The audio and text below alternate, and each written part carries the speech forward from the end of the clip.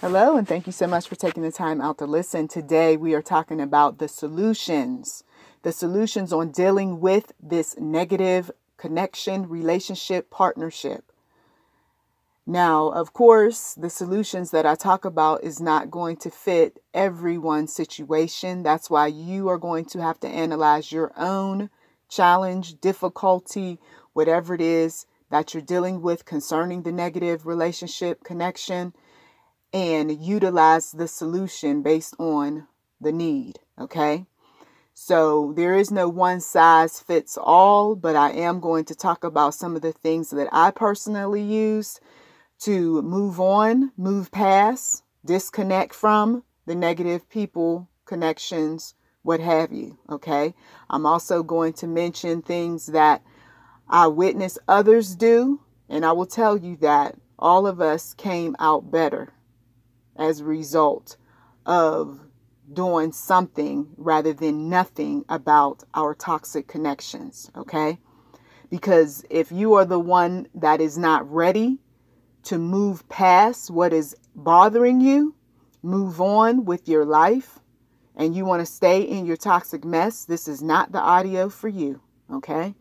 I got to make it plain for some people because I don't want to hear the excuses. I don't want anybody sending me any messages about, well, what if, but, and all that. No, this is a proactive fight that you're in because some of these people are not going to let go of you easily. We know this. Some of you all have tried to disconnect only to find yourself right back in that space again, back in the conversation over the phone with the person, back to visiting because somebody told you something sentimental about that individual. And so now you are back in that snare again.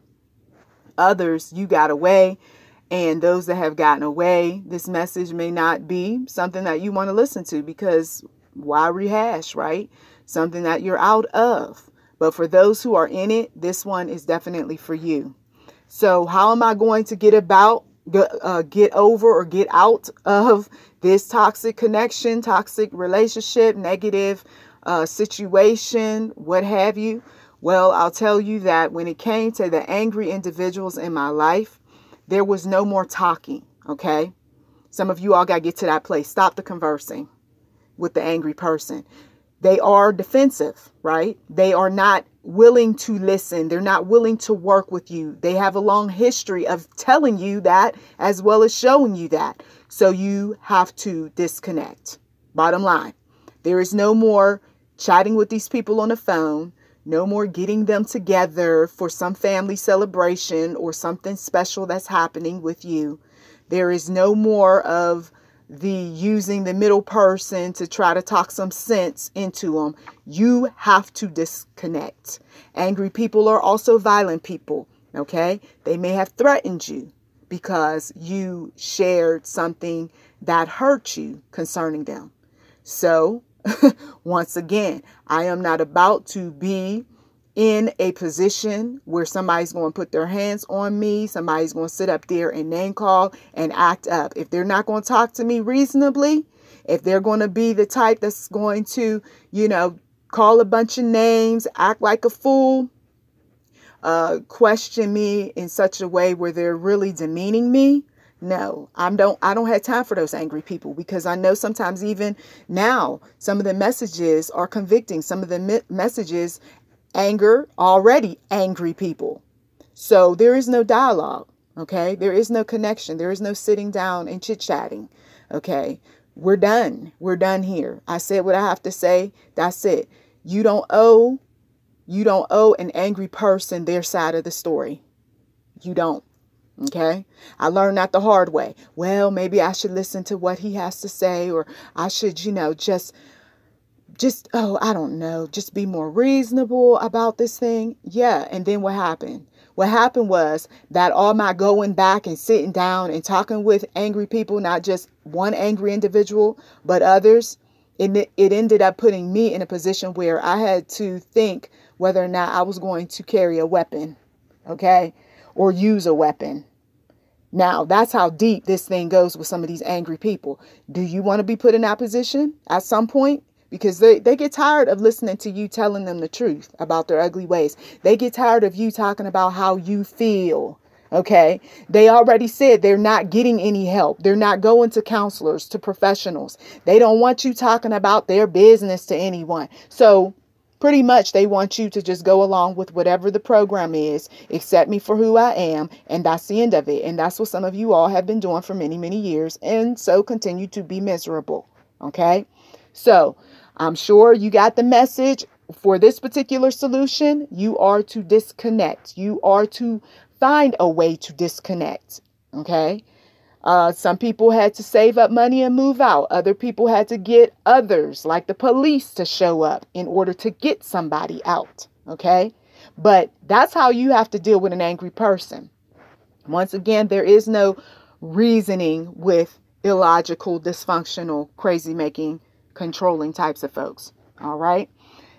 Now, when it came to those individuals that were controlling, what I did was I had conversations. Sometimes they were just simple conversations telling them that I prefer to do A, B, and C as opposed to your suggestion. Okay. Some of those went quite well, and the person learned rather quickly, in one situation, learned rather quickly not to be putting their control upon me. You can get away with that with your husband, with your boyfriend, with whoever, but not with me. Okay. So simply having a conversation that makes it plain with some individuals that I am not to be controlled. Okay. So some things you can deal with people simply by conversing in a respectful way. Other things you cannot. And so you might have to put up the note to remind them of certain things, so that they're not, taking advantage of you. You may have to, remind them through voicemail or text. You may have to sit down and have a formal meeting with them. Okay. When it comes to some of these individuals, it's just not good enough to talk to them. You've got to have little reminders, okay? Because some of these people, it's not that serious to disconnect, but it is serious enough to let them know how you feel. Otherwise, you're going to remain miserable, right? So sitting down and talking is definitely one way to deal with these negative connections, negative people, what have you. Another thing that I ended up doing was when it was time to break up or just totally just leave a relationship, I took the liberty of using scissors and cutting up photographs and cutting up things that belonged once to or was given to me, not belonged to them, but was given to me.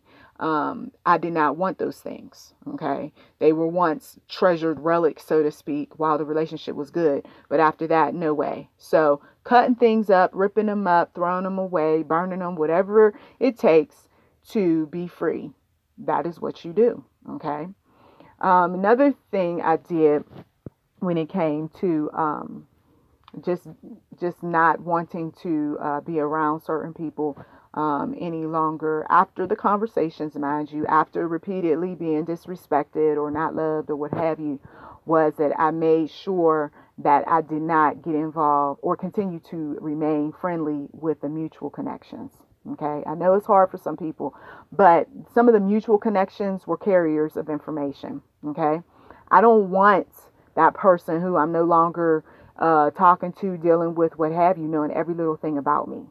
But once I saw that there was a pattern, that information was being carried back. And sometimes because people will tell you, oh yeah, so-and-so said this and said that.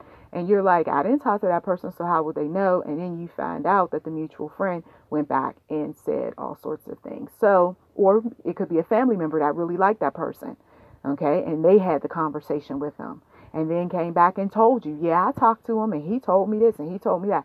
Okay, so now you have shown that you're not trustworthy because you are not only listening to that person say all these things that are lies or exaggerations, but you are also coming at me and it seems like you're attacking me too. Okay, because you really like that person. So, no, for a time you might have to just not talk to certain family members because they did what they did, okay? And they have to have that time to themselves to understand that if they want to remain friendly with you, they cannot be going back carrying your information. Some of them who are reasonable and logical will come back and say, I apologize, I had no business putting your business out in the street like that. And if they don't do it again, hey, it's all good. If they do it again, you don't need to be dealing with that person. Another thing that I noticed that others have done when it comes to these negative connections, what have you, is they have used other people to communicate their disconnection, their breakup, or things that they know that person is just unreasonable. So whatever the topics are, whatever's bothering them, they'll use somebody who they feel will be able to get through to them. Sometimes that works, okay? And in some of your cases, you may be able to do that. You just need to know who their favorite people are. And hopefully that person will communicate what your concerns are in a healthy, functional way, and not in a way that's going to, add fuel to the fire. Letters have worked for many individuals. I no longer want to talk with you anymore about this, but I would prefer that we talk about this issue instead. Some people who are not ready to, once again, disconnect from someone, they will do this sort of thing. They'll simply say, okay, I'm going to write a letter, or I'm going to send a text, or I'm going to leave a voicemail, and then that'll be better because we can't seem to get along in person, okay? It's passive, but it works for some people, depending on what your connection is. Once again, I don't know what everybody's connection is or lack thereof with some people. I don't know if that person who you're dealing with is the type of person that you can be able to reason with. Some people in the network, they are able to reason with some people, and they're not willing to let everybody go. That is toxic. I get it. There's some connections. There's some, children involved. There's property. You want to, of course, try to be as mature and responsible and professional and all of that good stuff toward these people. I get it. That's why I'm offering some solutions that don't always involve disconnecting and, cutting people off. Even though I am a strong advocate of that. And some of you all have listened long enough and know I am that one that doesn't mind cutting people off. Okay. One thing that I have done when it came to communicating my concerns was that besides sitting down and talking with a person and, just communicating via text or something else, sometimes I've been the one that has bought the gifts. Okay. I had to be strategic about it, and I definitely had to pray about it because I didn't want it to come across as if I was buying someone's affection, their love, their attention. But if I knew that they needed something and they communicated that with me, I would, purchase a gift just to let them know that, I still care about you. I still want to be connected to you. I just don't tolerate, X, Y, and Z. And then, of course, that's communicated after they're all excited about the gift and, things like that, because some people were more likely to receive what I was saying once I gifted them. I know, odd, but it is what it is. But did I keep doing that? No. That's where you get into being used and abused. No, I did not continue to buy gifts after a person showed themselves to be the type of person that was unreasonable, was disrespectful, was not returning a favor. No, I didn't continue to do that. Otherwise, you're just chasing after the wind. And then it does become this thing where you are trying to buy someone's attention, their love, their affection. When they're showing that they're not into you like that, or they don't want to associate with you even, or they look at you buying them a gift as a burden, and they may even say, don't do that again, because for whatever reason, so be it. So now what we have to work with is the actual connection, the relationship, and is it beneficial? That is the question that you should be asking. We remove all of the fun stuff out the way, the gifts, the cool entertainment spots, the family celebrations, and what do we have between us? See, that's somebody's question. What do you have between those individuals after you remove all of that out of the way? And then a lot of times you find out you have nothing. There is no commonality. So why do I keep, just stringing this person along in my life? Why am I doing that? Okay. When it comes to situations that might end up being dealt with in the court system at some point, it is best to keep a record of whatever took place. I've said this in past audio. You want to document, you want to record, you want to have witnesses around, because some of these connections, partnerships, what have you, turn out to be major issues later on that end up showing up in court. So if you were an abused individual, you would have somebody take pictures of your bruises. If you were someone who was raped, you wouldn't take the clothes and go wash them. You would take those clothes, the underwears, what have you, and put them in a plastic bag, right? If you were a person who was hanging around some shady characters and they were abusing other people, you want to make sure that you recognize the location. You have the names of people that was there. You may have even whipped out your phone when nobody was looking and recorded some things. You see, this is the type of thing that you do in terms of dealing with some shady individuals that like to say things like, oh no, nobody will believe you. So I don't even know why you even act like you're going to tell somebody, or you're going to do this, that, and the other to me because I am a celebrity, or I am an important figure, or you have a history of lying. So who would believe you? You see, that's when you got to, be that individual that's vigilant about collecting evidence, and then being very selective of where you are going to dispense that evidence, because some people are a part of all sorts of fraternal groups and they got connections and people owe them. And back in the day, my mommy and my daddy used to work with these people. You got to be so careful once you get information on individuals that they got to go. They're doing too much that hurts yourself and hurts others. It's time to deal with them. Okay.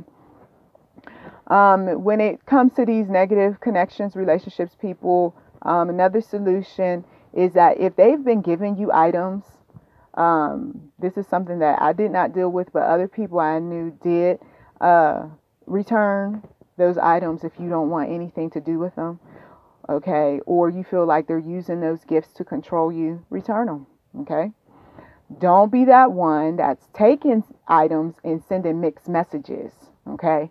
Because people have their reasons as to why they are giving gifts, right? Like I explained about why I gave my gifts. There are those who their intentions are not good. They're not, and they are ensnaring people with all of what they're buying. People on the outside looking in, like very discerning grandparents or moms and dads or sisters and brothers that see, wait a minute, this man is buying you a whole lot. And you're doing what for them? And some people find it hard to believe that you're not having sex with them. You're not, meeting some of his fetishes. I mean, what's up? Why is he giving you all these gifts? That's suspect. Really, at the end of the day, why is he giving you all those gifts? You see, just giving an example. So if you don't want issues later on down the line, it would make sense to return gifts because, hey, we live in a world where there's nothing free. With most people, they want something, okay, sooner or later. Another thing that you might want to consider in the future is that if it is one of those situations, and I know when I was dealing with a lot of negative people in elementary school, going into high school, believe it or not, I'm going to give you advice straight from, that 13-year-old from way back when. What I did was my mom used to tell me things like ignore people, right? Just ignore them. They're bullies. They're talking about your face because I did not have a very attractive looking face when I was younger due to acne issues and all of that. she would say ignore. Okay. Ignore worked with some of the people. Okay. So you got the bully at work or elsewhere. You know, from personal experience, it works with some people for a time. You can ignore, you can act like they don't exist. But after a while, you know, some people, it's just not going to work any longer, ignoring. So I knew that my mom had no intention of moving me to a different school. So I would go to my grandmother, and my grandmother was a praying grandmother, and she would say, "Oh, don't worry about it, honey." And I would be like, "What?" I am worried about it. My face was ugly, and these kids, and she would say, "First up, your mama needs to get something for that face. Okay, this don't make any sense." So she was angry about that. So she said, "I definitely want your mama to get something. I'm going to be on the phone talking to her about that." So that is a solution, right? For somebody that who's going through something, is that you've got to do something about what's in your power to handle. If it's in your power to, you know, lose some weight, you know that people are disrespecting you, acting real foul, you're not able to move up the chain, come on. You know you got to do something, right? So being proactive where you have the power to be proactive. Now, in bettering yourself, of course. But then the other thing was that she said, "And I'm praying for you." Okay. So that's why I'm always encouraging people to get around like-minded individuals who believe in God like you do. You know, talk about what your situation is, that, you know, the things that you feel comfortable about, and pray about them. Because here's what happens is that all those individuals who thought that it was so funny, ha ha ha ha, and they were teasing and what have you, they had their share of issues, and their children had their share of issues. You see, some of them would never tie that their issues, their dramas, their traumas, and all that, they would never tie it back to how they treated other people. But at the end of the day, they did end up reaping at different seasons in their lives. Okay. You talked about somebody long time ago, and now your child is going through, or your grandchild is going through. You see, so you know, that boomerang effect, that what goes around comes around, back around again type of thing. It is for real when you got those faithful believers that's about God's business, and they are prayer warriors. Okay. And I'm telling you that some individuals have come through and they said, "Thank you for praying. And I know God was working because this thing and that thing happened." And that's what we want. We want God to intervene, and God will. I mean, we see Psalm after Psalm after Psalm how David was crying out and God was dealing with his enemies. And some of you all, that's what you need to do, is just get into the word of the Lord and have those people around you as well as yourself pray for you. Okay. So that is definitely something that you can do when you are in that situation where right now you can't go nowhere. You would love to. You would love to be able to cut some people off. So that's where the spiritual is indeed, powerful. All right.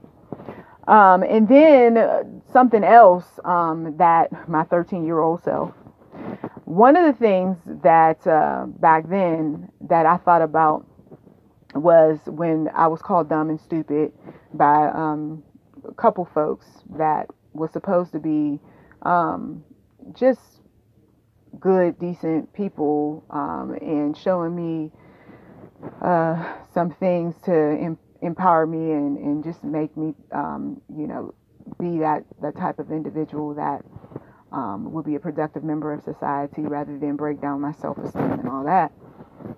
One thing that I knew when I was being called different names was that if I just end up being that successful person one day in life, that will show them. That will show them. They won't be able to hold on to those negative words like dumb and stupid and all that. They won't be able to, because the world will see that I'm not dumb and I'm not stupid. And that could be a motivation. Sometimes when I'm putting together audios and when I'm writing books or what have you, I mean, I never thought about it until just now.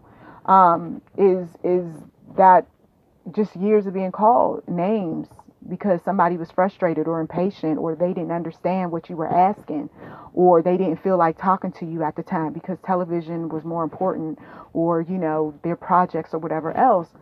And so now I'm called a name. And so there was this desire on the inside to make my name, my birth name, cause it to have some meaning. You see what I mean? And so, it is what it is. We go through our share of things in life, and sometimes, the best revenge, and I've come across this in reading various material and articles and so forth of successful people, is to be successful. That's the best revenge, because then they can't say but so much about you. And if they said it to various people would look at them and go, excuse me, what do you mean she's stupid? What do you mean she's dumb? There's nothing stupid or dumb about this woman. You're stupid or dumb for calling her that, you see, because you will have those people who will defend you over time because they see what God is doing in your life, you see. But when you feed into what they have said that you are, and it's negative, and when you feed into what they say, or you heard others say, especially at a workplace, oh, she'll never catch on, she doesn't know, she's flighty, if you feed into that, then they win and you lose. That's why you have to master whatever it is that they bring before you. You master it. And if you cannot master it, then you move away from it and you go into an atmosphere where you're more comfortable. Okay? Because life is too short to keep fighting with folks about whatever they put before you. I'm not talking about be so concerned with what people think that you end up becoming a workaholic or you do something destructive to yourself and all that. No, I'm talking about just proving them wrong at the end of the day, And I'm telling you, God, He will help you with that. Just pray. Ask Him how to go about doing this sort of thing, depending on what your challenge might be with some of these negative people. Okay. And then, of course, I've got to go there and let some people know that as much as some people will throw something out there because they don't understand, what your mission is or your mindset, they'll say things like, oh, the problem is that you haven't forgiven. Look, you're not the psychologist, okay? If we were to sit down with the psychologist may even turn this whole situation around and say it's not an issue of forgiveness with this person, you see. And I'm telling you, when I went to the Lord at various times in my life, He let me know. He said, it's not an issue of unforgiveness. I know that is tossed around a lot with a lot of people. The reason why they can't seem to get ahead, the reason why they can't seem to connect with certain people, and the reason why they're not happy with themselves is that they have a very unforgiving heart. Yeah, we get it, but not everything that looks like something is. So unforgiveness was not an issue. But what it was that I was dealing with the fact that I didn't want to be mistreated any longer. And so I decided to protect myself. There's nothing wrong with that. You are to safeguard yourself from people who are negative, who are destructive, who have repeatedly disrespected you, deemed you as untrustworthy, meanwhile they're untrustworthy, deemed you as a liar, meanwhile they're the liar. You see what I mean? So for some of you all, unforgiveness isn't the issue, and you've been tackling this thing for a long, long time, and you're saying, wait a minute, I don't have anything on the inside that's ugly and dark and mean-spirited, and I don't want to exact revenge on these people. I just want to live my life. That's not unforgiveness, and I just want somebody to be free right now in the name of Jesus from that. Don't believe everything that people tell you just because they've had their bouts and probably still have their bouts with unforgiveness. They, a lot of times, are holding grudges. And so they assume that everybody else is like them because they hold grudges. But that's not always the case with some individuals. Okay, but I do understand that for those who forgiveness is an issue, then you know what you need to do. Stop thinking about that person and wanting them dead. Stop thinking about that individual and wishing evil upon them. For some of you all, you already read the book of Psalms. You don't need to keep going back to the book of Psalms over and over again every time, something arises with that individual, okay? We want to redirect our thoughts to what God wants us to think about, His purpose, His plan.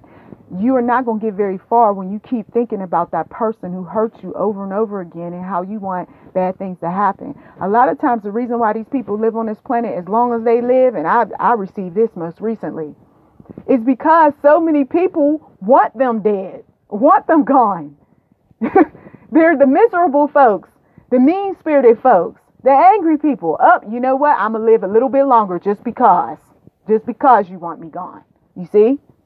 So, bless our enemies, love our enemies. This would be appropriate if you have been that one who that's all you think about anymore is he needs to pay, she needs to pay, and all that. Okay, you know what? Flip that thing around. Ask the Lord to fill your heart with love and then see what happens.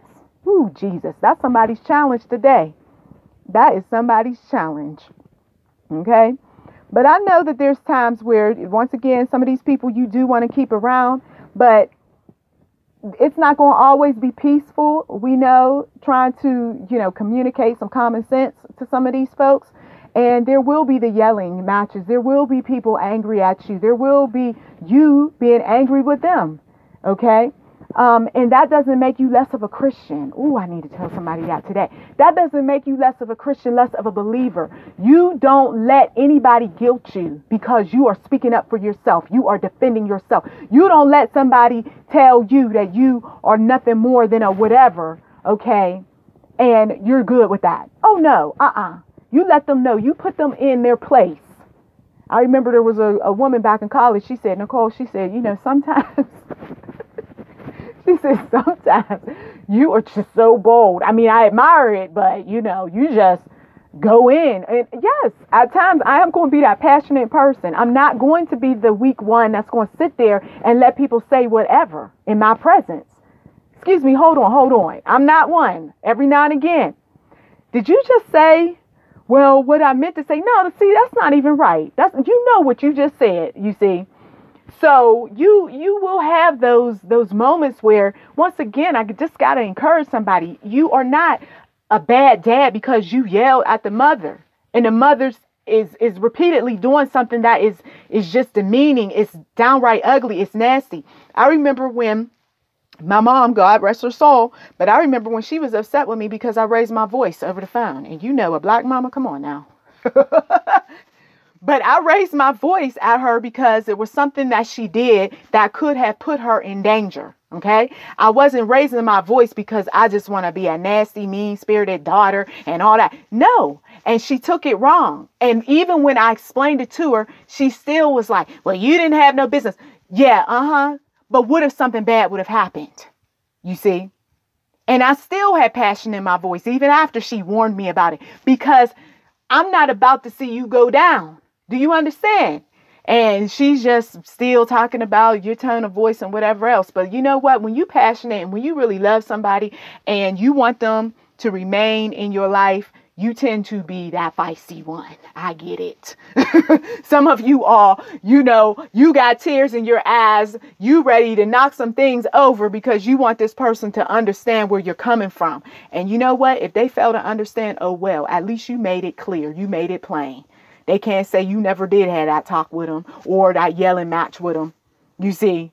And usually those sorts of situations, you end up being cool with that person. It's really not that serious. They may not want to talk to you for about a week or two or whatever, but you usually come back around. And I kid you not, after, I did raise my voice and so forth, we continued to talk for a long time after that.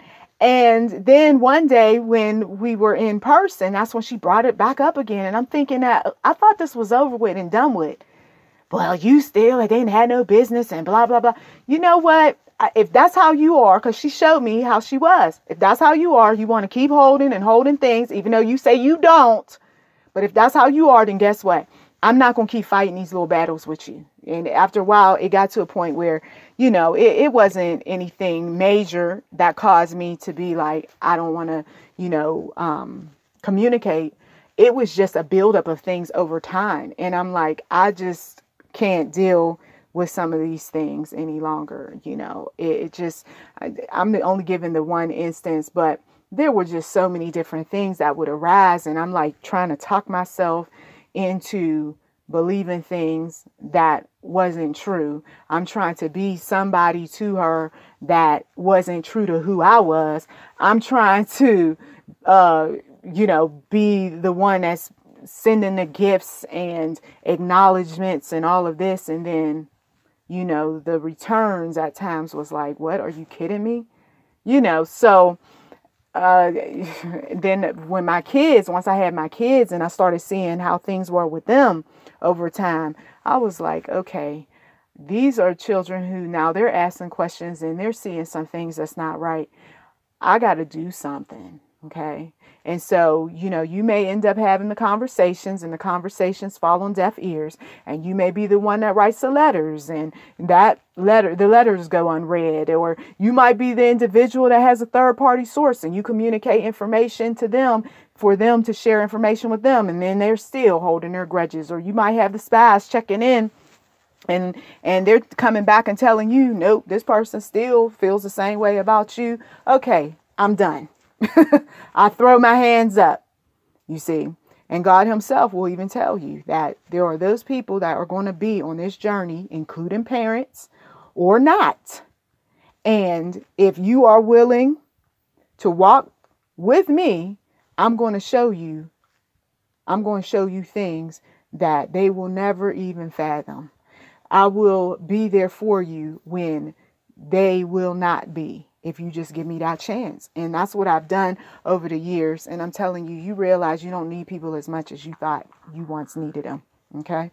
God is a good God. So you got some solutions today. Start putting some things into practice. Don't be that one that's sitting up there walking around saying, I don't know. I mean, well, this person's still doing this, that, and the other. And what do you suggest? You've been giving suggestions. Where you been this whole message?